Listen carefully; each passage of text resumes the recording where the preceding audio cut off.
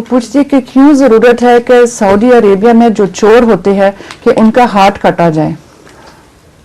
سعودی عرب میں جو ہیں چور، ان کا نہیں، دنیا میں ہر جگہ چوروں کے ہاتھ کاٹنے چاہیے. یہ ہاتھ تو خدا تعالیٰ نے اس لیے عطا کیا ہے کہ اسے انسان محنت کرے، اور اگر محنت کرنے کے بجائے چوری شروع کر دے تو کٹے ہوئے ہاتھ سے عبرت ہوتی ہے. اب سعودی عرب میں چوری قریباً ناپید ہے.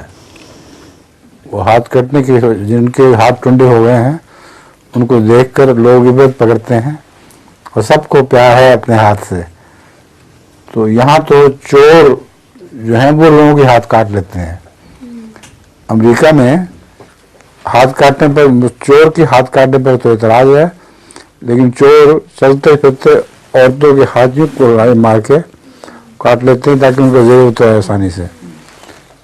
تو چوری کی یہ سزا سعودی عرب میں نہیں بلکہ دنیا میں ہونی چاہیے. میں نے یہ حساب کر کے دیکھا تھا، جتنے ہاتھ چوروں کے کٹتے ہیں سعودی عرب میں، امریکہ میں اس سے بہت زیادہ ہاتھ چور سے دوسروں کو کاٹ لیتے ہیں. غیر چوروں کے ہاتھ چور کاٹ لیتے ہیں. تو یہ عبرت کی سزا ہے اور بہت ہی فائدہ مند ہے. اس کی وجہ سے چوری اڑ جائے گی.